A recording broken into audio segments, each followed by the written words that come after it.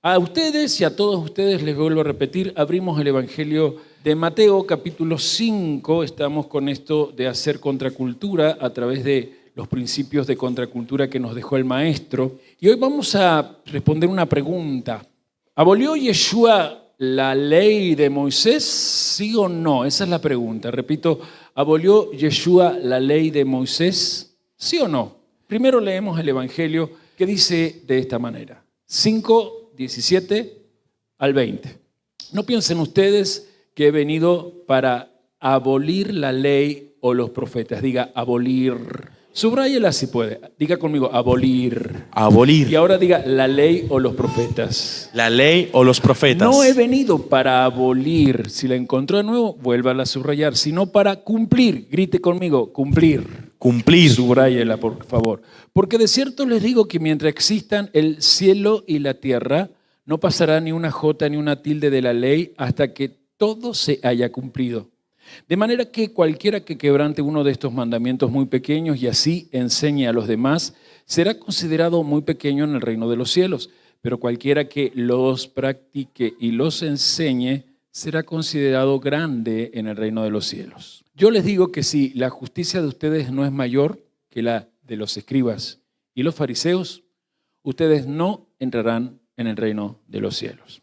Muchos de los que se consideran cristianos sinceros, porque no vamos a hablar de los falsos cristianos, aseguran y dicen que las leyes de ese Dios del Antiguo Testamento, especialmente acerca del sábado, de los días santos o festividades, de los alimentos kashrut o limpios o inmundos, y especialmente lo que tiene que ver con ofrendas y diezmos, ya no corre, que fueron abolidas, que no tienen ninguna relevancia para nuestras vidas como cristianos, porque estamos en el Nuevo Testamento que, según ellos creen, y así le han hecho creer, supuestamente inauguró nuestro maestro Yeshua. Usando ese supuesto, justamente lo que ellos argumentan es que mediante el sacrificio de, voy a usar el nombre que los cristianos usan, Jesús, el Cristo, todos estos preceptos que nosotros estamos empezando a estudiar, los dio Moisés y como fueron dados por Moisés, un hombre, fueron clavados, pongo eso entre comillas, en la cruz cuando él pagó por nuestros pecados. Ahora bien, desde esas premisas, quienes se declaran cristianos lo dicen porque se les ha dicho esta frase: ustedes ya no están bajo la esclavitud del antiguo pacto. Nosotros ya no pertenecemos a esas leyes anticuadas que Moisés enseñó y escribió, sino que ahora en este pacto nuevo pacto, nuevo testamento, tenemos la libertad de adorar a Dios en la mejor forma que creamos y como decidamos que es la forma que queremos que Dios sea adorado por nosotros. Yo necesito decir rápido algunas cosas porque comúnmente donde más se apoyan los líderes que le dicen esto a los cristianos sinceros y donde por ende los cristianos sinceros empiezan a usar y a fundamentar estas premisas, es en lo que el apóstol Pablo escribió en distintos momentos de sus cartas. Yo aquí quiero hacer el parate y recordarle a todos, a ustedes y a los que están en el live, que las cartas del Nuevo Testamento, tengo que hablar en el idioma dogmático, no contienen doctrina, no tienen revelación de doctrina. La doctrina o medida de fe, doctrina significa eso, la medida de fe correcta está sí o sí dada por el Eterno mismo, Yahvé, en lo que conocemos como la Torá. Llámese Humash en hebreo o Pentateuco, los 5 primeros libros. Entonces, desde ahí digo que todas las epístolas, y especialmente las de Pablo, cuando se escriben es para recordarle a los que están recibiendo las cartas, diga, los discípulos del primer siglo, se les está recordando lo que ya han aprendido en su diario estudiar la Torá, pues en el primer siglo ya existía esta forma de estudiar la Torá que nosotros tenemos. En realidad tengo que aclarar que no es igual a la nuestra. Ellos tenían ciclos de 3 años. Esto del ciclo anual se va a cambiar a través de la casa de Judá y del Sanedrín, por lo cual no se sabe cómo eran los ciclos de 3 años, pero cada 3 años ellos cerraban toda la Torá, así que estudiaban bastante bien. Y se va a mandar a un ciclo anual de 54 o 56, según cómo venga el año, secciones o parashot, y esto es lo que desde el siglo aproximadamente 4 para acá se viene como costumbre. Lo cierto que quiero destacar que la costumbre era de todos los creyentes en el nombre de Yud Heh Vav Hei, bendito sea su nombre, a través de algún maestro, en este caso el Mesías, los discípulos de Yeshua, estudiaban todos los días las parashot. Así que, volviendo a lo que quería decir, lo más común es que se cite al apóstol Pablo para apoyarse en estas enseñanzas, argumentando que lo que voy a decir es lo que fundamenta doctrina. Por ejemplo, anote Romanos 6:14, que dice esta expresión: ya no estamos bajo la ley, sino bajo la gracia.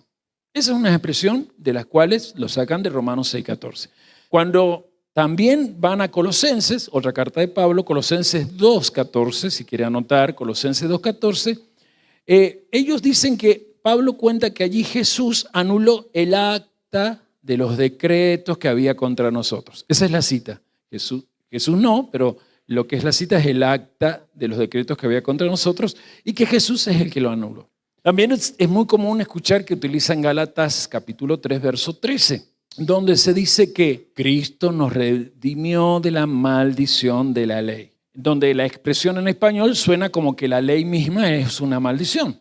Y no se quedan solo con eso, sino que allí en Gálatas 3, versos 24 y 25, ellos aseguran que la ley, lo que nosotros pronunciamos en su idioma original, Torah, fue solo un ayo, es decir, un acompañante pedagógico, un ayo, así es la expresión de la traducción, un ayo para llevarnos a Cristo, pero que ya no estamos más bajo ayo. Esa es la expresión. Ahora, amados míos, si nosotros no leemos cuidadosamente las Sagradas Escrituras y por lo tanto, si carecemos del Espíritu Santo, como le está pasando a la mayoría de la gente que se aduce cristiana, resulta muy lógico que las conclusiones que se sacan son estas: la ley fue abolida. Es obvio, yo leo esto, lo saco del contexto, lo aplico al contexto que mis líderes quieren y que la cultura de Roma ha impuesto por tantos siglos, y yo entonces sostengo la ley de Moisés sufrió abolición, ya no corre más, gracias a Jesús.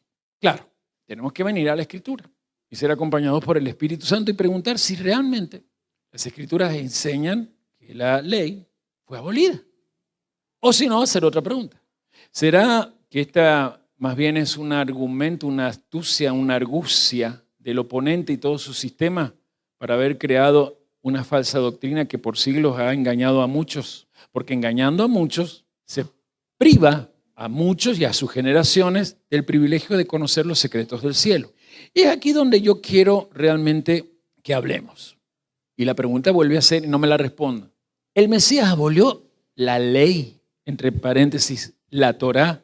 Y quiero decirle que esta es la pregunta más debatida por todos los creyentes en Cristo, no solo de nuestros días, sino por los siglos de los siglos. Desde que se comenzó a instaurar esta idea, es la pregunta que siempre se ha hecho. Yeshua, nuestro Cristo, nuestro Mesías, el ungido, respecto a la Torá, muchos la conocen como la ley de Moisés, o también otros le llaman las leyes judías, esa es otra terrible expresión.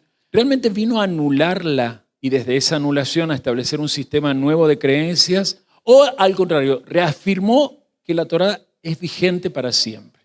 Y quiero contarles algo de la historia, porque todas estas errores comienzan en algún momento. Y encontré en un libro de historia del cristianismo una conferencia sobre el profeta Jonás, muy interesante, dada en 1526 por un teólogo alemán muy conocido, revolucionario él, llamado Martín Lutero. En esa conferencia, se llama Comentarios al profeta Jonás, si no me equivoco, él enseñó lo siguiente: hay que aceptar que Jesús vino para atacar al judaísmo y por eso abolió la ley, Torá, a través de dar a su Espíritu Santo. Así nos liberó de la ley y de su poder. Cita acabada, es lo que él dice allí y lo que desde Lutero muchas teologías o doctrinas de distintas denominaciones fueron aceptando. No estoy diciendo que previamente a Lutero esto no estuviera pensado. Roma, cuando ya se instala como la que va a organizar el movimiento, el macairismo del Mesías, que era un movimiento de alegría, de felicidad, de cambios de vida, y lo organiza en una estructura político-religiosa, ya empieza a tener algunos de sus teólogos que van a dar a entender esto, con esto de la teología del reemplazo que nosotros conocemos. Sin embargo, le cito a Lutero porque es desde él que es totalmente anti-obra. Entonces, justamente, como está en contra del papado, de Roma y de la salvación por obras, que es lo que Roma ha establecido como dogma, él va a atacar todo lo que tenga que ver con hacer algo para ser salvo.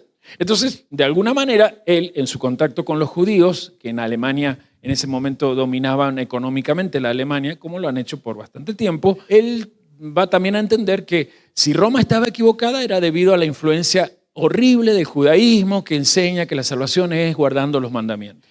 No es que esté mal, porque los judíos siempre creyeron eso hasta que llegó el Mashiach.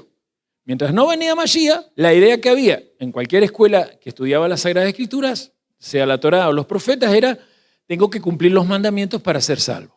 Pero por eso era necesario que llegara el Mashiach, ¿entienden? Ahora, eso significa que después de que Mashiach llegara ya no hay mandamientos para cumplir. Ahí es donde quiero meterme, porque mencioné en el siglo XVI a Lutero. Sin embargo, hay alguien más reciente, que lo leí hace unos meses atrás, que es el pastor Andy Stanley. Andy Stanley es uno de los pastores más eruditos, especialmente del Nuevo Testamento. Es que participa de un Nuevo Testamento en inglés que se llama, una de las versiones más cercanas al griego, que se llama el Nuevo Testamento de Thomas Reiner. Y él allí en el Nuevo Testamento, en el comentario, pone lo que también predica. Por si no lo sabes, uno de los pastores más referentes en Estados Unidos porque maneja una red de iglesias y casi todas son muy grandes. La iglesia matriz misma es una iglesia de mucha gente. Pero lo que me interesa es lo que dijo, porque esto hace poco, o sea, en estos tiempos. Dijo, la totalidad de la ley ya ha sido dejada completamente de lado desde que Cristo ha venido. Como usted verá, no es que esto se le ocurrió a un Juan X, un Juan de los Palotes, por usar una expresión popular. Ahora, con esto que le he dicho del Lutero, de nuestro querido Andy Stanley, vuelvo, la pregunta es, ¿de verdad que Yeshua rechazó la Torá? Y según lo que acabamos de leer, el Evangelio dice que no. Según el Evangelio de Mateo, Yeshua, es más, nos prohíbe pensar que él vino a abolir a la Torá o los profetas. Y para entender esta postura del maestro en ese momento que es el Midrash o la enseñanza del monte, tenemos que recordar que Mateo está presentando en su evangelio a Yeshua como el profeta prometido en Devarim 18. Recuerden que en Devarim 18 el propio Moshe o Moisés ha avisado al pueblo que en algún momento después de su partida no solamente iba a haber un liderazgo fuerte como fue el de Yehoshua, sino que ese legado, tal Yehoshua, iba a ser un tipo, una sombra del profeta que vendría después. Allí le voy a leer Devarim 18:15 porque veo que hay personas nuevas aquí, seguramente en la transmisión. Bueno, voy a leer los subsiguientes y voy a parar donde creo que es necesario parar. Repito, Devarim o de Deuteronomio 18:15 dice así, profeta de en medio de ti, le está hablando a Israel, ¿sí? Dice entonces Moisés, profeta de en medio de ti, de tus hermanos como yo, te levantará Yahvé tu Dios. A él oirás, conforme a todo lo que pediste a Yahvé tu Dios en Horeb el día de la asamblea, diciendo, no vuelva yo a oír la voz de Yahvé, mi Dios, ni vea yo más este gran fuego para que yo no muera. Y Yahvé me dijo, han hablado bien en lo que han dicho.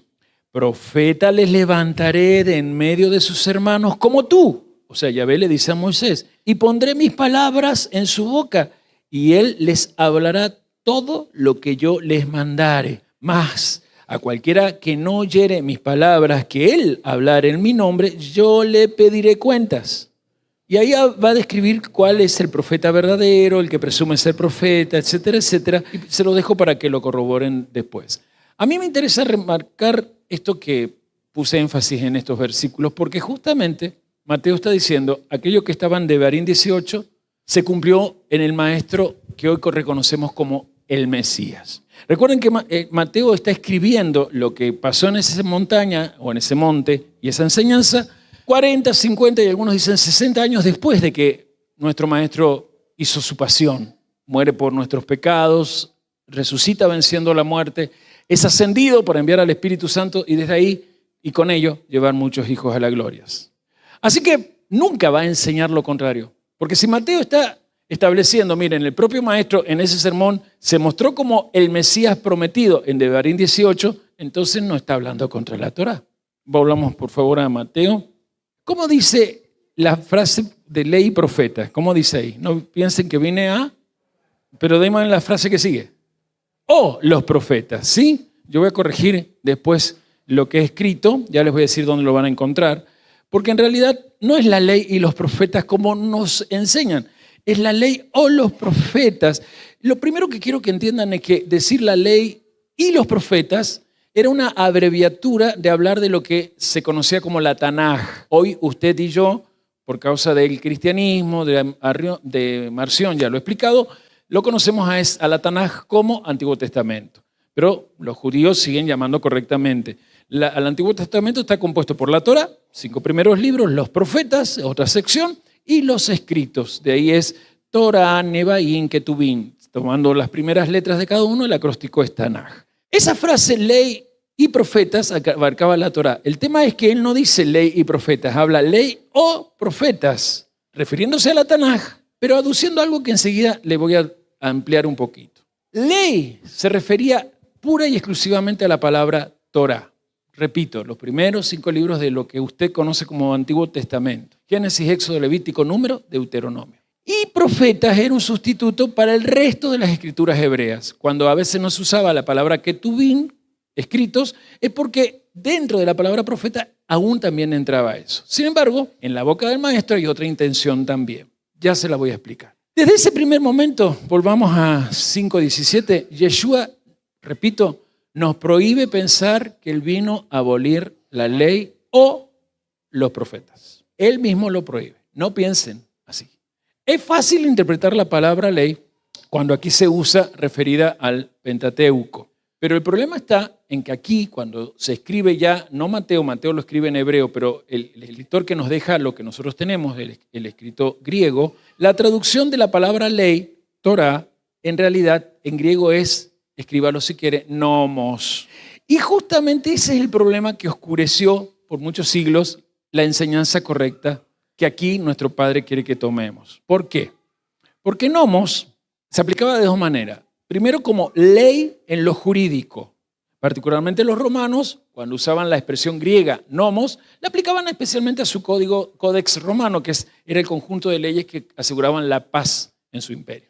Pero los griegos, y acá es donde voy, y esto se ha perdido, a la palabra nomos también la traducían como enseñanza de un padre sabio que le enseña a sus hijos lo que es una vida buena y feliz. Ya es diferente. En el siglo I, además de esta influencia de nomos es leyes jurídicas, también estaba la traducción un padre sabio que da enseñanzas a sus hijos para que tenga vida nueva. Y les doy algo más. En el siglo I, nomos era un término que se usaba en la medicina. ¿Por qué? Porque era un término médico para una regla de vida o un régimen de vida, mejor hablado así, que un médico entregaba para que una persona tuviera salud mental y física. O sea, la receta para salir de una enfermedad o la receta para no enfermarse. Con esto, nomos, entendemos que la palabra ley, en el primer siglo, incluso para los que no hablaban hebreo, no era simplemente leyes como las que recién en el testimonio escuchábamos que tengan que ver con contravenciones o otras cosas de la sociedad. Y mucho menos para los judíos. Porque para un judío que hablaba griego, en las sinagogas griegas, o sea, fuera de Israel, la palabra nomos se aplicaba sí o sí a la Torá. Y lo usaban en el sentido que los griegos tenían. Un padre sabio que da una regla de vida para que se viva de una manera buena y abundante. Y aquí quiero decirles entonces que, desde lo que vengo hablando al principio, Yeshua y Pablo enseñaron que nunca se podría proporcionar salvación sin el Mesías. Pero coincidieron en la tradición. La Torá trata sobre vida plena, sobre vida llena de amor, que debe resplandecer desde un redimido. O sea, la Torá es necesaria para alguien que ya está redimido. ¿Cuándo entregó el Eterno la Torá? ¿Cuando estaban en Egipto? Digan todos no. Fue a la salida. 50 días después de que salieron de Egipto, les regaló la Torá. ¿Estaban redimidos ya?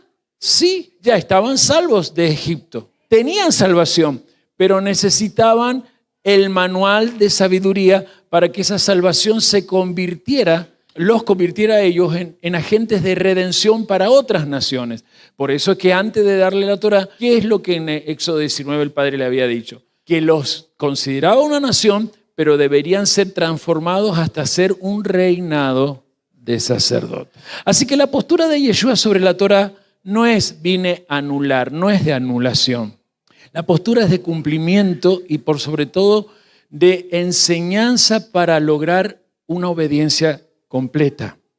Yeshua insistió en que no estaba allí para desvincular a esa gente que lo están siguiendo de la Torá, ni mucho menos del resto de lo que el cristianismo le llama Antiguo Testamento y nosotros ya hemos cambiado a decirle de nuevo Tanaj. Él viene a demostrar que trae cumplimiento. Lean ahí conmigo. No he venido a abolir, sino a cumplir. Y quiero que trabajemos esas dos palabras. Abolir, que le pedí que la subrayara, y cumplir. Le dije que está escrito en griego, así que les voy a dar el dato. La palabra griega, aquí, cumplir, en español, la palabra griega es plerosai. Plerosai. Viene de esta, de plero, que enseguida le explico. Plerosai, que ahí se usa para la palabra cumplir, ¿les puedo dar el significado?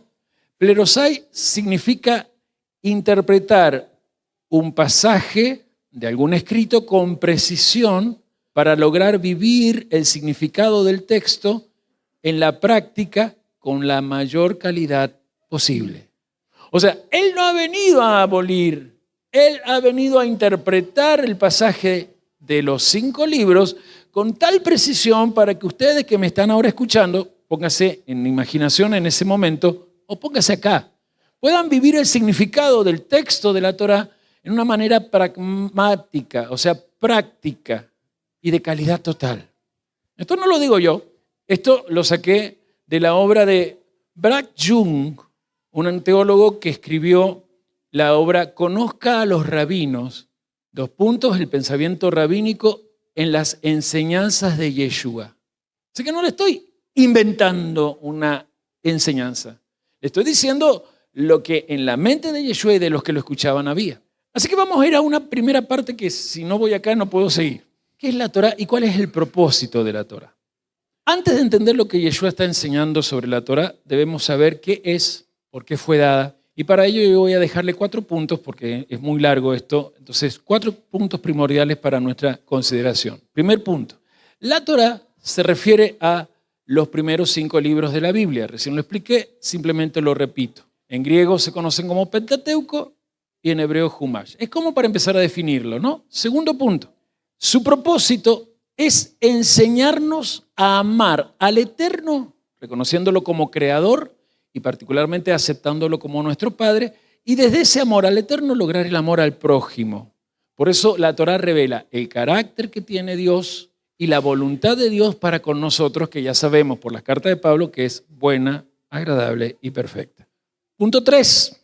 Lejos de ser algo negativo, la Torá es un cerco protector. Un cerco protector que nos libera de pecar o del pecado y nos advierte cómo está nuestro camino para que no caigamos en ese abismo que se conoce como muerte ontológica. Porque no hay peor muerte que la muerte de no tener significado en la vida debido a tantas caídas erróneas.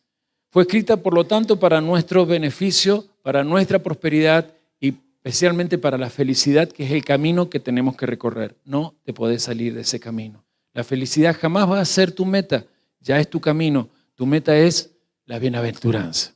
Y el cuarto punto me interesa tocarlo porque el que lo dijo es el hermano de Yeshua, medio hermano por parte de madre, que ha sido conocido más que nada como Santiago. Usted sabe que su nombre era Jacob o Jacobo, y entre tantas variaciones está la carta de Santiago. Mire cómo la llama.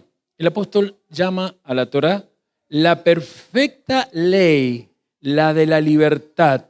Y justamente allí en su carta dice que el que persevera en esta ley de libertad siempre va a alcanzar bendiciones. ¿Por qué lo doy estos 4 puntos? Porque Yeshua lo sabía. Es decir, Yeshua sabía que la Torá no fue dada para ser una carga pesada. Yeshua sabía que la Torá fue dada para apartarnos del mal, para que usted pueda vivir la excelencia, porque calidad total de vida es una persona que se mueve en la excelencia. Y aquí viene una pregunta que también vale, ya que hablamos de la Torá. La pregunta que quiero hacer es, ¿existió la Torá antes del Sinaí? Y la tenemos que saber responder. Porque muchos creyentes sinceros están sinceramente equivocados porque le llaman la ley de Moisés. Entonces, ¿qué es lo que interpretan? Que la Torá fue escrita por Moisés y por lo tanto fue un pacto que Dios hizo con aquel Israel que salió de Egipto y que lo hizo en Sinaí. Y entonces aceptan esto de que esto ya no sirve porque concluyó con la muerte de Cristo. No hay aplicación para nosotros que somos cristianos. Es lo que dicen ellos, pues estamos en un nuevo pacto. Sin embargo, vamos a ir a las Escrituras, vamos a ir a la Biblia. Porque ahí la cosa es diferente, lo que se revela es diferente. Ya que hablamos del Nuevo Testamento, los cristianos usan eso, a usted le conviene escuchar esto y anotar, ¿no? En el Nuevo Testamento se lee lo siguiente, le voy a leer Romanos 5:12. El pecado entró en el mundo por un hombre. Tendríamos que saber qué es pecado. Entonces hay que irse, sigamos con el Nuevo Testamento. Primera carta de Juan, repito, primera carta de Juan, capítulo 3, verso 4. ¿Qué es pecado? Dice, pecado es infracción o transgresión, dice otra versión, de la ley. Nomos en griego. ¿Referido a qué? A la Torá. Ahora, Pablo, ¿qué dice? Que el pecado entró al mundo por un hombre. ¿Ese hombre quién era? ¿Moisés o Adán? Adán. ¿Estaba la Torá antes del Sinaí? Es la pregunta, vaya respondiéndola. Porque no puede, si pecado es la infracción de la ley o Torá, no está en el Sinaí, está mucho antes. Romanos 4:15 dice que no puede haber pecado donde no existe Torá. Adán y Eva pecaron, entonces, infringiendo ¿qué? La Torá. Porque si no puede haber pecado donde no hay Torá, si Adán y Eva pecaron, ¿qué había en el jardín de Edén? Diga todos, había Torá. Ellos no rindieron honor a un padre que quería justamente llevarlos a una vida de mayor calidad. Ellos escucharon al oponente y dijeron, este camino es más corto. ¿Cuál? El de codiciar. Ellos dicen que codiciaron. ¿Y codiciar no está en los 10 mandamientos? Perdón, no rendirle honor al Padre, no honrar al Padre, a Dios como Padre, ¿no está también en la Torá? Robar lo que Dios dijo que era prohibido. Esto es mío, ustedes no lo tocan. ¿No está prohibido? Codiciaron, robaron, no honraron al Padre. Y además también dieron falso testimonio. Porque para esconder la culpa, en vez de admitir cada uno su error, se empezaron a echar la culpa, proyectar en el otro. Ahora, cuando Caín es advertido, ahí en Génesis 4, se le dice, cuidado con el tema del pecado que está a la puerta. ¿Y cuál era el pecado? Iba a matar a su hermano. Lo llama pecado Dios. Corrobore que no le estoy mintiendo. Génesis 4, 6 al 8. El pecado está acechándote a la puerta. ¿Cómo el pecado? Si para que haya pecado hay Torá. Y claro, y justamente él sabía que la vida se respeta. No la respetó, mató a su hermano. ¿Están viendo conmigo la Biblia o la Escritura? Desde el principio de la creación, miles de años antes que naciera Moisés, que Moisés fuera elegido como un Mesías ungido para sacar a Israel de Egipto y llevarlo al Sinaí y darle allí, dejar que Dios le entregara los 10 mandamientos, el decálogo, la Aseret Hadibrot. Miles de años antes ya estaban las Aseret Hadibrot. Sigamos con el Nuevo Testamento. Segunda carta de Pedro 2:5. Si usted lee, allí a Noé o a Noaj se le pone un título. Si alguien lo encontró o alguien se acuerda cómo se lo llama a Noé en segunda carta de Pedro, capítulo 2:5. Mi querida Esther. Se lo llamó pregonero de justicia. Ajá, léeme entonces el pasaje para saber Dice, si es verdad. Y si no perdonó al mundo antiguo, sino que guardó a Noé, pregonero de justicia, con otras 7 personas, trayendo el diluvio sobre el mundo de los impíos. Todos griten conmigo, o detrás de mí mejor, que va a quedar mejor. Grite fuerte, pregonero de justicia. ¿Cómo se lo llamó a Noé? Pregonero de justicia. Ahora, ¿qué dice la Escritura cuando tenemos que ver qué es la justicia? Y ahí es donde Andrea nos va a leer el Salmo 119, 172. Por favor, Andrea, con mucha expresión. Hablará mi lengua tus dichos, porque todos tus mandamientos son justicia. Bien, bien. ¿Esa parte me la podés remarcar? Porque todos tus mandamientos son justicia. Porque todos tus mandamientos, le está hablando del Eterno, son justicia. Y no escucharon al pregonero de justicia. ¿Y qué es la justicia que pregonaba Noé antes que el diluvio viniera? La Torá, los mandamientos. ¿Había Torá o no? Los que murieron porque Dios es malo y les mandó el diluvio. No escucharon al pregonero de justicia, no quisieron volver a la Torá. ¿Había Torá o no? O sea, yo creo que hasta ahora la lógica de ustedes los lleva a una conclusión fuerte. Noé predicó, vuelvan a obedecer los mandamientos de Dios, vuelvan a la Torá. Por eso es que algunos, con mala intención, han afirmado que Moisés está predicando mandamientos nuevos, que son solo para Israel. Pero ya hemos visto nosotros en el caminar de estos años de transición, cuando, por ejemplo, Abraham y nuestro padre Jacob pagaban algo que está en la Torá. Diezmo. Pagaban diezmos. Si usted anota, no lo vamos a leer, Génesis 14, 18 al 20, ahí habla de Abraham pagando diezmos. Y Génesis 28, 22 habla de Jacob pagando diezmos. Ahora, el sistema de diezmos, ¿dónde aparece escrito? En la Torá. Ahora, ¿es de Moisés? No, porque si no, Abraham y Jacob no lo pagarían. ¿Por qué fueron juzgadas la Pentápolis, que estaba presidida por 2 ciudades? Eran 5 ciudades en realidad, Sodoma y Gomorra eran las que lo presidían. ¿Por qué? Porque tenían pecados de perversión sexual que están en Levítico 18, 22. Por eso cuando usted lee Romanos 1, del 24 al 27, Pablo explica lo que Levítico 18, 22 y otros versículos dice. Ahora, eso es antes del Sinaí. Sin embargo, fueron enjuiciados porque estaban esas perversiones. Entre ellos, por ejemplo, el tener sexo con una persona de su mismo género. Es el mismo y eterno Dios el que cuando habla de Abraham y lo bendice, mire lo que les voy a leer. ¿Puede escucharme? Bereshit 26:5. Dios habla, Estas son palabras de Dios. Por cuanto oyó Abraham mi voz y guardó mis preceptos, ahí la palabra es toratot, instrucciones, o sea, había Torah, y desde ella mis mandamientos, mis vot, mis estatutos y mis leyes.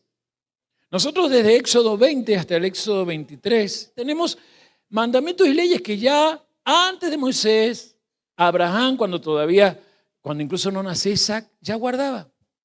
El Shabbat o sábado, sábado viene de Shabbat, sabían, ¿verdad? Estaba desde el Sinaí para acá, o Génesis capítulo 2, verso 1 al 3, cuando todavía no está el hombre, ya el sábado es creado y apartado por el propio Eterno. ¿Había Torah o no? Entonces, a ustedes que están conmigo, les agradezco que vayan dándose cuenta cómo deben trabajar el tema de que muchos cristianos no saben estas cosas. Muchos cristianos están en contra del sábado. Recién el testimonio de esta familia era, se burlan de nosotros, que sos judío.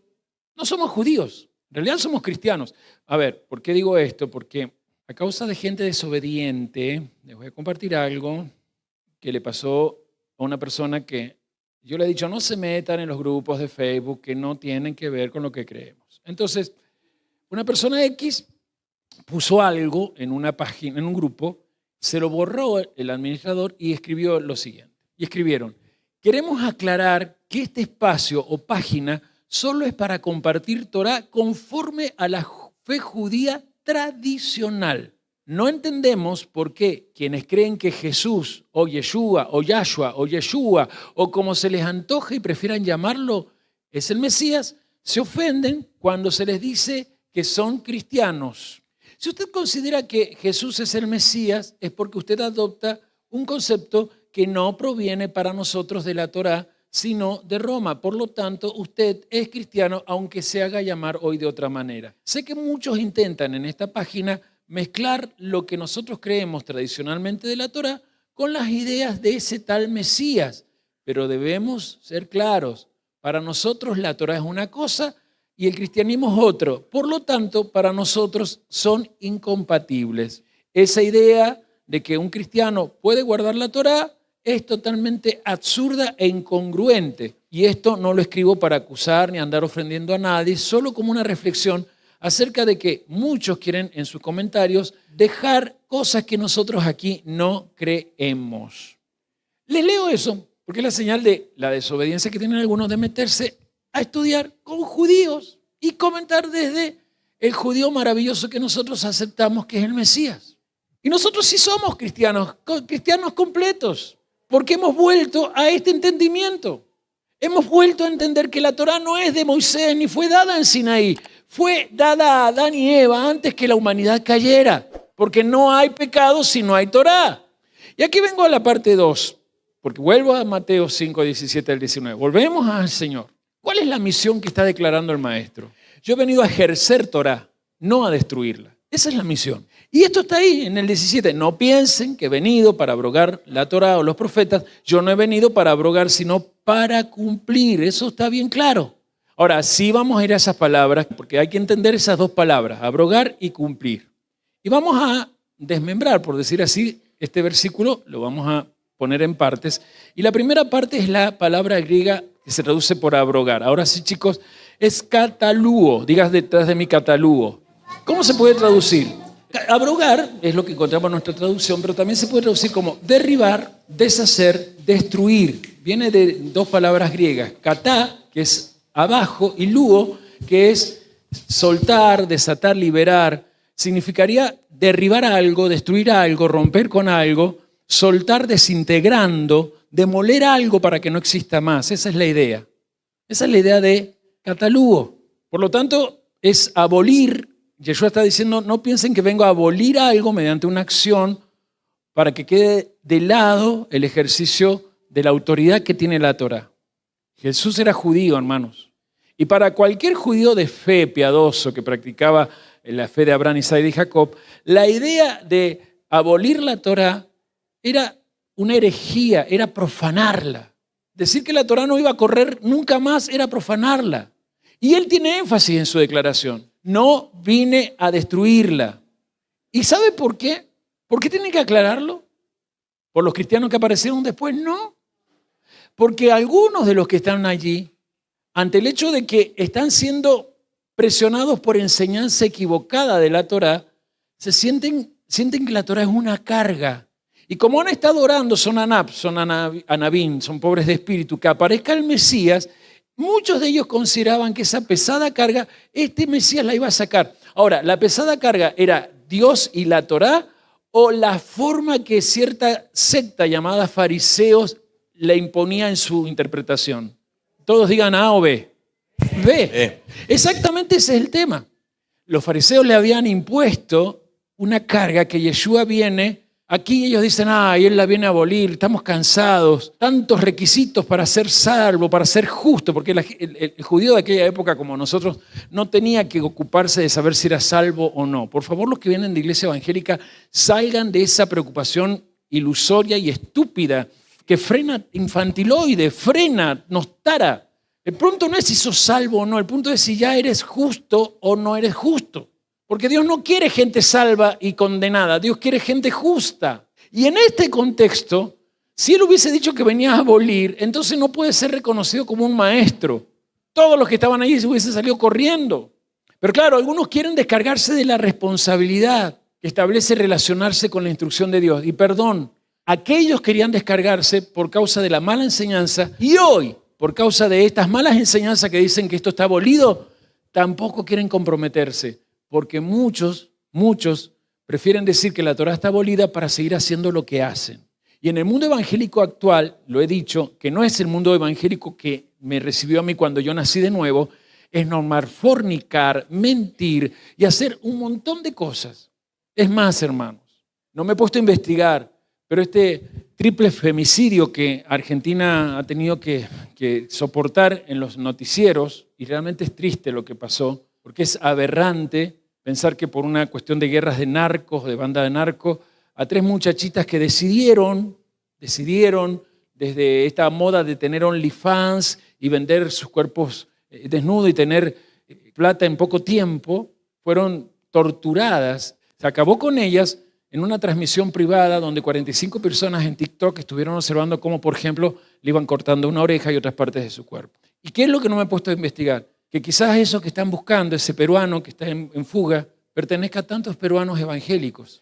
Y no me he puesto a averiguar, pero estoy convencido que alguna de esas chicas iba de chiquita a alguna congregación evangélica o sus padres eran evangélicos. Lo saco en conclusión porque los he escuchado hablar y discierno eso. Sin embargo, sus caminos eran ajenos a la Torá. No estoy condenando ni la prostitución ni ninguno de los pecados. Estoy condenando el no vivir en vida abundante. Hay un punto que aquí quiero decir y es importante. Cuando leíamos Deuteronomio 18, hay un teólogo muy conocido, el teólogo Bruce, dice esto, él escribe comentarios en inglés, pero en su comentario de Mateo 5, saqué esta frase. Recuerden que Deuteronomio 18 habla de un ser mayor que Moisés y los profetas. Ese es el que está aquí en el sermón. Pero el ser mayor está lleno de reverencia por las instituciones y los libros sagrados de ese pueblo. Significa que él no ha venido a abrogar ni la Torá ni a los profetas. Lo dice un teólogo cristiano del siglo pasado. Voy a la otra palabra. Trabajamos abrogar. Quedó claro que no vino a abrogar, ¿verdad? La otra palabra, ¿cuál es? Diga fuerte, cumplir.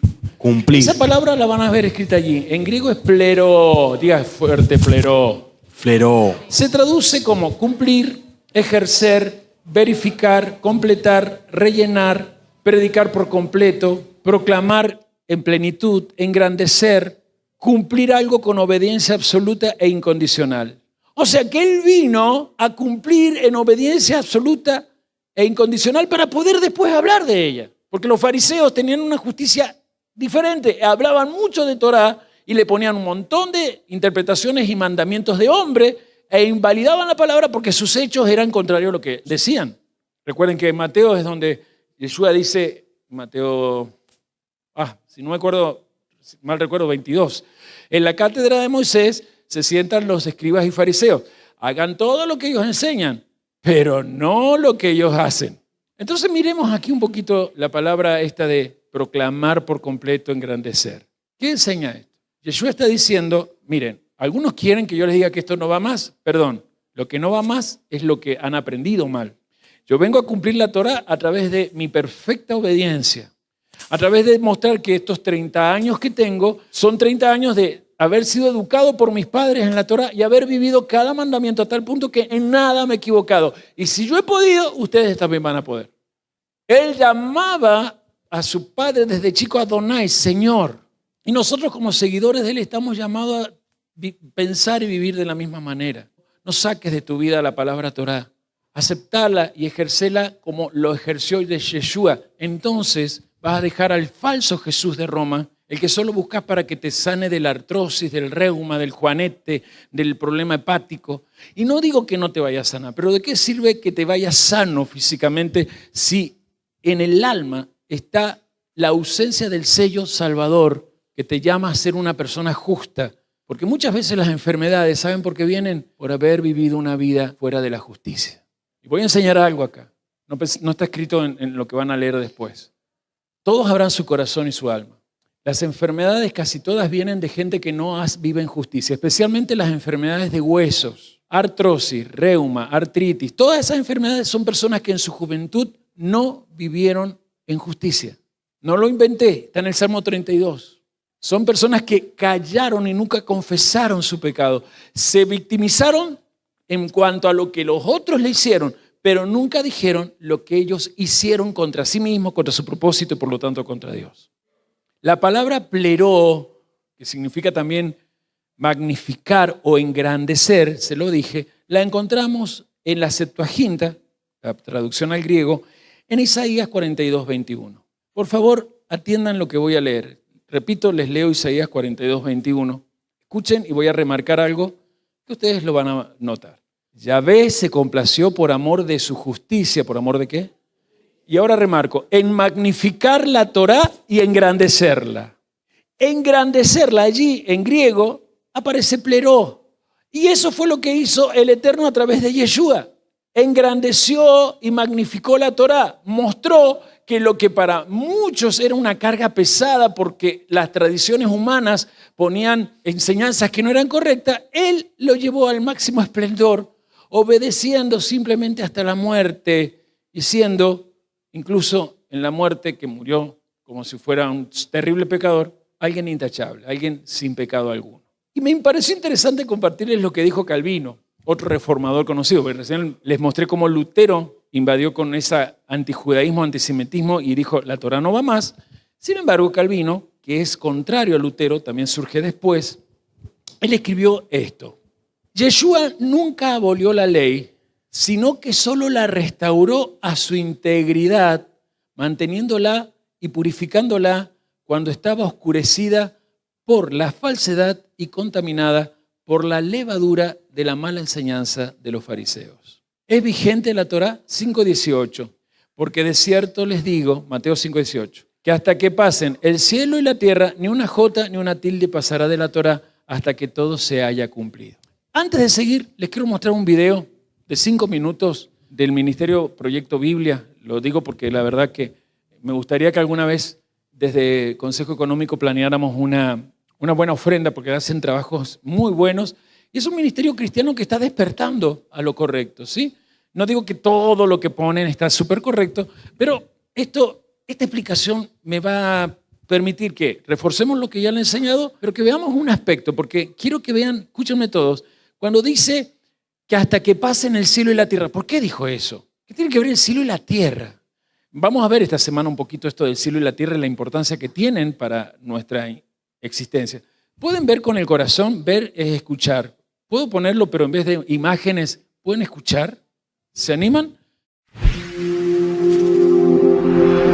El Sermón del Monte es una colección de enseñanzas de Jesús. Estamos en la parte del sermón donde Jesús explica cómo la justicia, es decir, la relación correcta con los demás, se relaciona con la Torá. Jesús se toma muy en serio sus escrituras, la Torá y los profetas. El Sermón del Monte es una colección de enseñanzas de Jesús. No Estamos en la parte del sermón donde Jesús explica cómo la justicia, es decir, la relación correcta con los demás, se relaciona con la Torá. Jesús se toma muy en serio sus escrituras, la Torá y los profetas. Estas escrituras cuentan una historia acerca de cómo Dios llamó a la humanidad a asociarse con Él para gobernar el mundo, trayendo justicia y paz. Y nos cuenta cómo Él llamó a una nación, Israel, para abrir el camino con la esperanza de que Él haría nuevo todo el mundo y uniría el cielo y la tierra. Es un llamado a algo muy elevado. ¿Hay alguien que realmente pueda lograrlo? Bueno, Jesús afirma que Él lo está haciendo. Y en estas enseñanzas, Él es quien está renovando a Israel como el socio de Dios para que invite a todos los demás a esta buena obra de reunir el cielo y la tierra, llevando la historia bíblica a cumplimiento. Esto es clave para entender lo que quiso decir al afirmar que vino a cumplir y completar la Torá y los profetas. Ok, pero ¿por qué la gente pensaría que Jesús quería eliminar la Torá y los profetas? Bueno, los principales eruditos de la Biblia de la época, los escribas y fariseos, a veces no estaban de acuerdo con el punto de vista de Jesús sobre las instrucciones de Dios en la Torá, como por ejemplo al hablar del Sabbat o la pureza ritual. Ellos acusaban a Jesús de no honrar la palabra de Dios en la Torá y los profetas. Entonces, Jesús afronta su escepticismo al decir: En verdad les digo, hasta que el cielo y la tierra pasen, ni un punto ni una pequeña raya van a pasar de la Torá hasta que todo haya ocurrido. Muy bien, ¿y qué significa que el cielo y la tierra pasen? Jesús toma esta frase de la primera línea de la Torá. En el principio, Dios creó el cielo y la tierra. ¿Recuerdas cómo crea Dios? Sí, Dios crea al hablar, con palabras. Exacto. Así que aunque el cielo y la tierra existen desde hace mucho tiempo, cambian con el paso del tiempo. Pero la palabra de Dios que trajo al mundo a existencia está por encima y más allá del tiempo. El propósito y la palabra de Dios, revelados en la Torá, al igual que Dios, permanecen para siempre. En contraste, el cielo y la tierra pasarán. Estamos hablando La existencia está por encima y más allá del tiempo. El propósito y la palabra de Dios, revelados en la Torá, al igual que Dios, permanecen para siempre. En contraste, el cielo y la tierra pasarán. Estamos hablando del fin del mundo. Más bien de un nuevo principio. Los profetas de Israel hablaron de un tiempo en el que toda la creación pasaría por una prueba, por una transformación, de la cual resurgiría como una creación renovada, llena de orden y belleza. Y todo eso está condensado en esa frase combinada aquí, hasta que todas las cosas hayan sucedido. Bien, o sea que hasta la nueva creación, ni un punto ni una pequeña raya va a pasar de la Torá.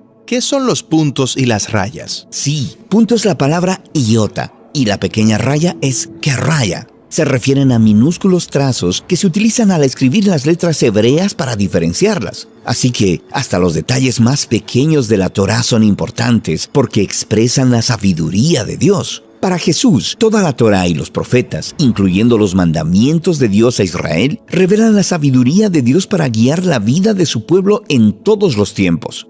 Jesús se toma muy en serio los mandamientos de las escrituras hebreas. Por eso dice: Por tanto, todo el que deshaga uno de estos mandamientos más pequeños y enseña a la gente a hacer lo mismo, será llamado el más pequeño en el reino de los cielos. Pero quien los cumpla y así enseñe a la gente, será llamado grande en el reino de los cielos. La palabra deshacer es la palabra griega luo, que está conectada con lo afirmado anteriormente, que él no vino a cataluo, es decir, a eliminar la Torá y los profetas. Deshacer la Torá es rechazar sus mandamientos como inservibles o anticuados. Los que deshacen la Torá son los más pequeños en el reino de los cielos. Así es. Ahora bien, recuerda que el reino de los cielos es el dominio celestial de Dios, lleno de relaciones correctas de vida y bondad. Y Jesús dijo que esa realidad celestial estaba invadiendo la tierra a través de Él mismo, mientras ponía en marcha estas comunidades que viven bajo la sabiduría de Dios de una forma nueva y creativa. Creo que lo entendí. Pero, ¿qué significa que en el reino haya personas que son las más pequeñas y otras que son las más grandes? ¿Hay alguna especie de jerarquía? Jesús está poniendo el orden social de su tiempo al revés. Los escribas y fariseos se consideraban los más grandes, los de mayor rango en su cultura, y pensaban que los que no seguían sus enseñanzas de la Torá eran los de menor rango. Pero Jesús dice: sorpresa, el reino de Dios pone todo al revés, de tal manera que los últimos son los primeros, y los primeros los últimos. Por eso Jesús piensa que hay un camino aún mejor que el de los escribas y los fariseos. Sí, así es como él termina esta sección. Porque les digo que, si no hacen lo que es correcto superando ampliamente a los escribas y fariseos, no entrarán en el reino de los cielos. La palabra hacer lo correcto por lo general se traduce como justicia. Es la palabra griega dikaiosune, que significa hacer lo correcto delante de Dios y de los demás. Y si le preguntas a cualquier israelita de los tiempos de Jesús quiénes eran las personas más justas a su alrededor, te diría los escribas y los fariseos. Porque lo que más les importaba era hacer lo correcto. Sí, pero Jesús dice que la Torá y los profetas apuntan a algo mayor, a un cambio radical de conducta que tiene su raíz en una transformación del corazón. Las Escrituras nos guían a la ética del reino de Dios, que es más generosa, más justa y más misericordiosa de lo que podamos imaginar. Ok, pero ¿quién podría tomarse los mandamientos de Dios más en serio que los escribas y fariseos? O sea, ¿cómo lo haría? Bueno, a continuación en el Sermón del Monte, Jesús expone 6 casos de estudio y en cada uno de ellos va a describir cómo un mandato de la Torá era entendido por los escribas y fariseos. Luego va a revelar el estándar superior de las relaciones correctas que siempre ha estado en el corazón de la Torá y los profetas. Cuando dice, porque de cierto les digo que hasta que pasen el cielo y la tierra, ni una jota ni una tilde pasará de la Torá hasta que todo se haya cumplido, me interesa que remarquemos todo lo que vimos en este video. Recuerden, la J en realidad se refiere a la letra Yud, aquella que está allá, ¿verdad? A esta letra. La letra Yud, diga fuerte Yud, que es la letra más pequeña del alfabeto hebreo. Y también cuando habla de tilde ya se explicó, son todos los trazos pequeños que hay en la escritura. A ver, yo quiero que todos entiendan la afirmación de Yeshua cuando dice eso.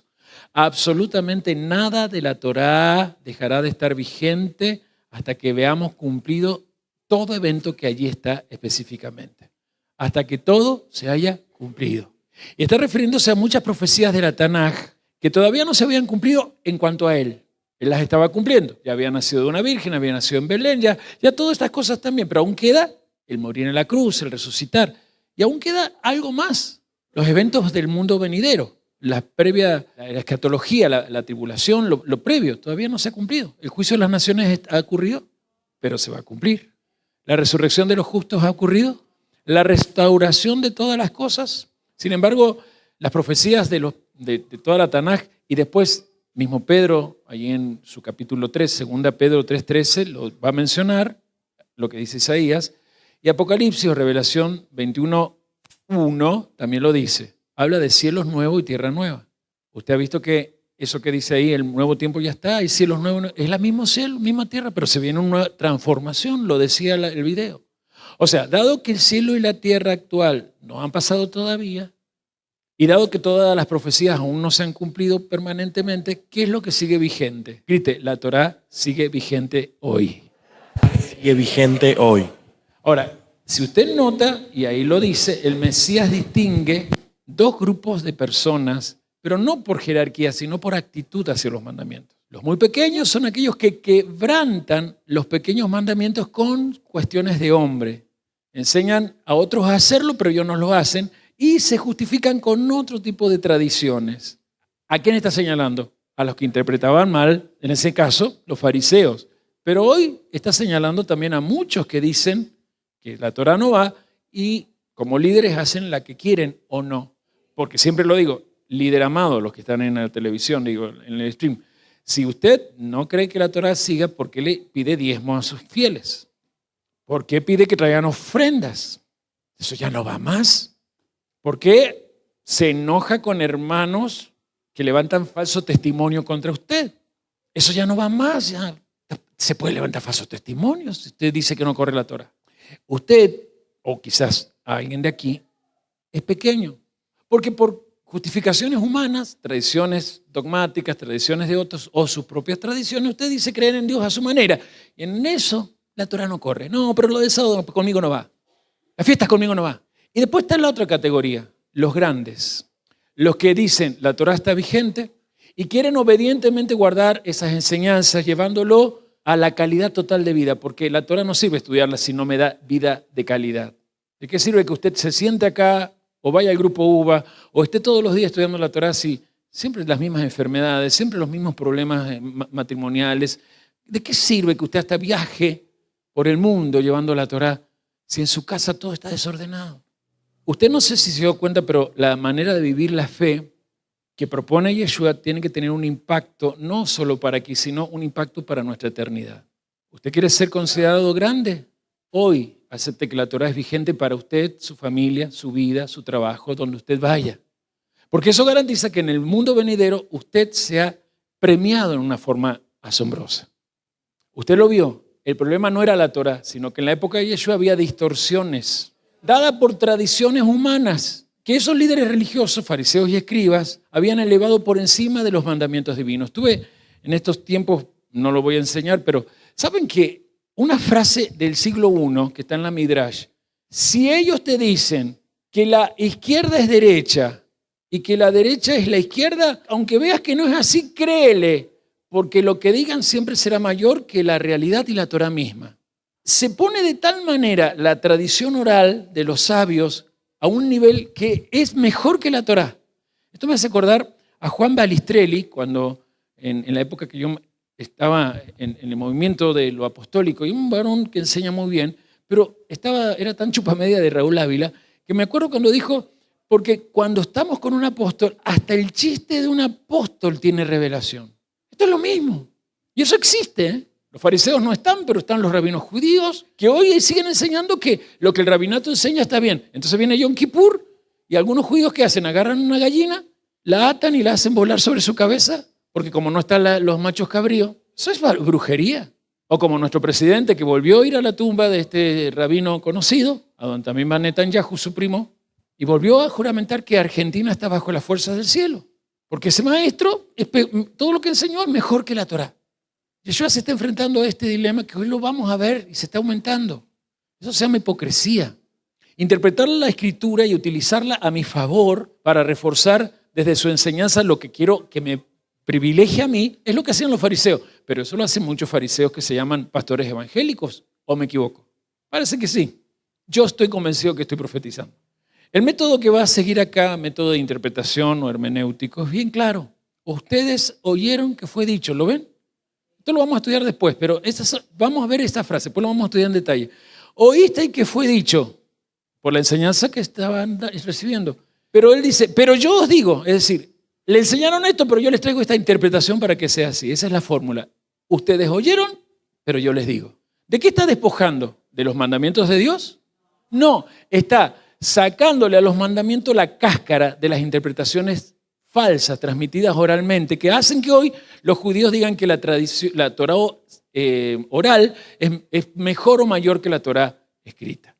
Un día tengo que enseñarles bien qué es la Torá oral desde el rabinato y desde esto. Pero nosotros también desde Roma tenemos tradiciones que justifican acciones que son idólatras, ¿o no? ¿No se justifica con la Biblia la fiesta de Navidad? ¿No se justifica con la Biblia la resurrección de Cristo el día domingo? Y usted sabe que no es así. Pero buscamos el final. Anote esto. ¿Qué quiere Yeshua hacer? Esos 6 puntos, Él los quiere cambiar en cuanto a cómo lo han introducido. Yeshua pone énfasis en los mandamientos tienen que estar en lo más profundo de tu ser. Lo digo de una manera. La internalización de la Torá depende no de la acción, sino de la intención. ¿Lo digo de nuevo? La internalización de la Torá depende no de la acción o del acto, sino de la intención. Y miren esto, ahí estaban los puntos. Primer punto, ¿qué habían oído sobre el homicidio? ¿Cuál es el mandamiento? Éxodo 20:13, no matarás. Y que era interpretado como la prohibición del acto físico de quitarle la vida a otra persona. ¿Qué dice Yeshua? Ustedes lo vamos a estudiar en detalles. Cuidado, porque la ira injustificada, el odio injustificado, el insulto, el rencor hacia un hermano son equivalentes ante los ojos del Creador. O sea que al guardar la Torah en el corazón, Dios te permite manejar bien la emoción ira, previniendo un acto homicida como es justamente levantar en odio infundado deseo malo hacia el otro o en enojo palabras hirientes hacia otros. Yeshua está diciendo que el abuso verbal ya es una forma de matar a tu prójimo. Un punto más sobre el adulterio. Ellos sabían el mandamiento. Éxodo 20:14. No cometerás adulterio. ¿Qué entendían ellos? Y el acto sexual fuera del matrimonio. ¿Sí o no? Viene Yeshua y dice, no, internalizan la prohibición. El pecado no comienza cuando te fuiste a acostar con la que no es tu esposa. El pecado comienza en cualquier mirada de varón codicioso. Cualquiera que mira a una mujer para codiciarla, aún los solteros, ya está adulterando con ella en el corazón. Lo que siempre digo, la segunda mirada ya tiene a Satanás presente. La primera mirada de un varón hacia una mujer no se puede evitar si la mujer es bella, no se puede evitar, pero ya cuando el varón tiene la segunda mirada, ahí ya no está la luz de la imagen de Dios. Ellos sabían que no podían cometer adulterio, pero nunca se les pasó por la cabeza a esta gente que está escuchando que un deseo lascivo va en contra del diseño de Dios en cuanto a la sexualidad. Entonces, como vamos a ver los otros puntos después, lo que sí quiero que quede cierto acá, que no es una abrogación de la ley, una abolición de la ley, un sacar la ley. Yeshua está demostrando maravillosamente que Él viene a traer un carácter inquisitivo, o sea, que investigues para vivir esto. Jeremías 17:10 había dicho que cuando viniera el Mesías, Él iba a escudriñar la mente y probar el corazón. Dios lo va a usar para eso. Y también en Isaías 11 vemos que es así. Y Yeshua está diciendo, miren, la Torah si no está internalizada, hace que usted no tenga en su pensamiento dominio propio. Y cuando en tu pensamiento ya no hay dominio propio, tu mirada te lleva sí o sí a la transgresión. ¿Alguien se da cuenta que lejos de invalidar la Torah, Yeshua está subrayando un significado maravilloso? Significa mucho si lo tenés en tu profundidad de esencia. No llevas el corazón a la Torah, entonces de nada sirve que hagas acciones de acuerdo a la Torah. Miren lo que dice sobre el divorcio, el otro punto. ¿Qué se interpretaba? Deuteronomio 24:1, y ya se lo ha enseñado la escuela de Gillel, dice, el divorcio puede practicarse, por ejemplo, si tu mujer te quemó la comida y te la quema muchas veces, porque se había convertido en la época de Yeshua una práctica epidémica el divorcio. Los varones divorciaban por cualquier cosa. Creo que estamos en tiempo parecido, ¿o no? Y Yeshua dice firmemente, no es así. No banalicen el matrimonio. Al principio no es así. Ustedes, por la dureza de su corazón, están en eso, pero la fornicación lleva a estar en contra del matrimonio. Y es lo único que hace que un matrimonio no tenga validez. Intentar separarse por cualquier otra cosa es no estar en Cristo. Es así de fácil. Vamos a mirar más adelante sobre los juramentos, porque la práctica de jurar por el cielo, la tierra, el padre, la madre, la cabeza, era farisaico. Había tradiciones, alajot que ellos habían escrito. Y Yeshua viene y dice, no juren ni por el cielo ni por la tierra. No. También vamos a ver más adelante el tema de ojo por ojo, diente por diente. Y Yeshua dice que justamente cuando nosotros aplicamos justicia, no debe ser desde un sentido de venganza, porque la misma palabra, cuando lo veamos, lo vamos a profundizar, dice que no te vengarás. Allí en donde está, amarás a tu prójimo como a ti mismo. Estoy citando Levítico 19:18. Vamos a meternos en cómo es eso de amar al enemigo, pero vengo a la conclusión. ¿Sabe qué dice Yeshua en esta conclusión? Sigan mi ejemplo. Yeshua está diciendo, sigan mi ejemplo. Entonces, empecé con la pregunta, la termino. ¿Abolió Yeshua la Torá? Absolutamente no, absolutamente no. Él vino y la afirmó. Él la validó tan perfectamente que la enseñó como justamente la voluntad del Padre, que es buena, agradable y perfecta para sus hijos. Cuando usted dice que sigue al Señor, es discípulo. No se está uniendo a una iglesia llamada Ministerio Montesanto, está uniéndose a una forma de caminar. No estoy invitándolo a ser del movimiento del cristianismo, del judaísmo, le estoy invitando a ser un seguidor de Cristo, que la palabra cristiano significa uno que está en Él. Cantábamos de ser hallado en Él. Ser hallado en Él es ser cristiano, es tener la naturaleza de Él. Cuando Yeshua dice síganme, no se refiere a sigan la sombra o vengan detrás de mí. Cuando alguien escuchaba de un maestro, síganme, decía, tengo ejemplo para que imiten, tengo ejemplo para que emulen. Tengo una manera de pensar, de hablar y de actuar que ustedes también lo van a hacer. Las obras que yo hago, ustedes también la harán y aún mayores harán, dice en Juan 14:12, porque aún yo voy al Padre. Así que en este final y para lavarnos las manos, para comer este pan, cuando guardas su palabra, estás guardando el poder de crear realidades. Porque guardar la Torah es guardar la palabra que hizo que el cielo y la tierra aparecieran. ¿Por qué no permitís que tu vida deje que el cielo haga aparecer en la tierra lo que está escondido en el mundo invisible? Los mandamientos no son una carga psicológica, no son una carga religiosa. La Torá está llena de una estructura de mandamientos de un padre que usa para construir la imagen del Mesías en todos los que quieran ser capacitados por el cielo. Porque cristiano también es alguien que tiene la unción de Cristo. Y esto es lo que hace que conozcamos la verdad y seamos verdaderamente libres. Así que amigos, amigas, hermanos, hermanas, la invitación que estoy haciendo hoy está en este momento del estudio. Vuelvo a insistir, en Montesanto se te invita a ser discípulo del Señor. Con esto es un llamado a escudriñar las Sagradas Escrituras, a escudriñar los secretos del cielo en los mandamientos o misbot y decirle al Eterno que es tu dueño y maestro. Y si el Mesías caminó por la felicidad y llegó a ser un bienaventurado, vos, aunque muchos se burlen de ti, serás alguien considerado grande en el reino de los cielos. Y eso ya es parte de la bienaventuranza.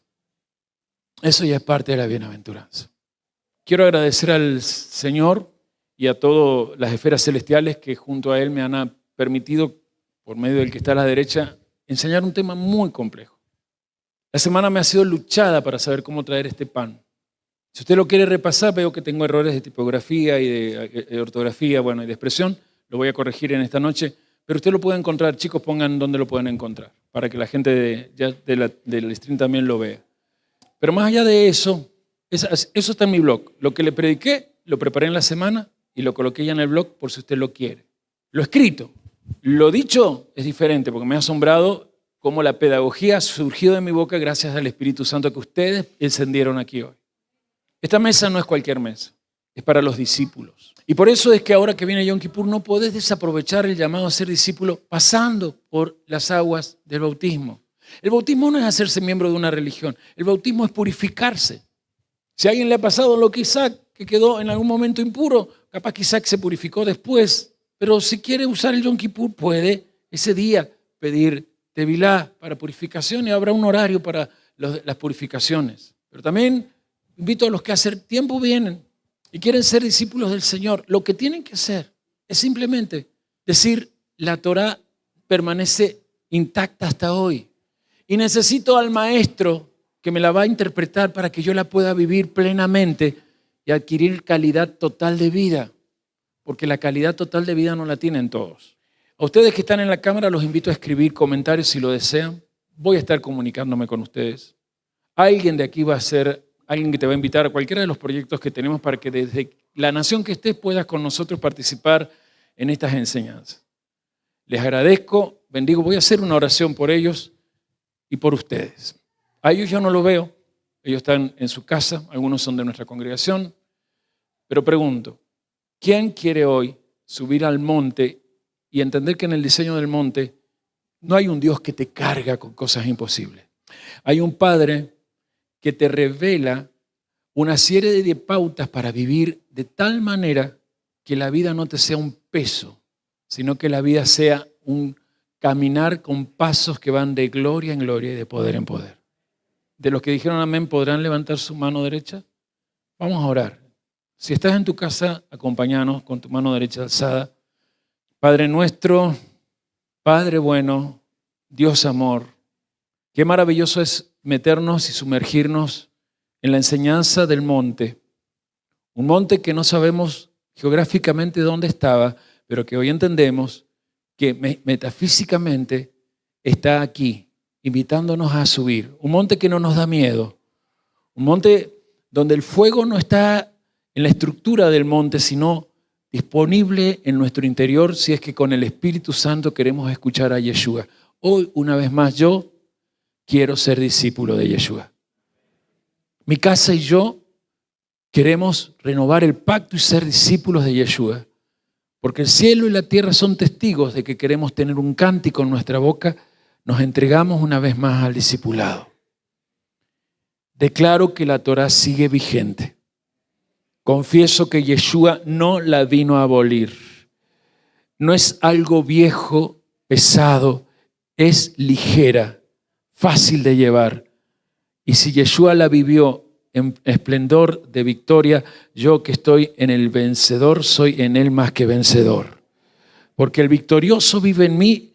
Puedo hoy como discípulo decir que lo que se avecina a mi vida por las circunstancias de este país o de las naciones no me harán temblar ni me moverán de la firmeza que tengo, porque estoy parado en la fe de Abraham, de Isaac y de Jacob. Señor, estamos dispuestos a seguir firmes, porque el esplendor del Rey que se paró en el Monte Santo y está a tu derecha, y porque ese esplendor que ha vestido en majestad a aquel que confesamos como el Mesías, nos viste majestuosamente ahora. Señor, yo levanto este lebrillo, levanto esta jarra y declaro que en este lebrillo queda la purificación de lo que hasta ahora no he estado haciendo bien. Porque en mi alma y en mi cuerpo hay un destino, ser discípulo bienaventurado.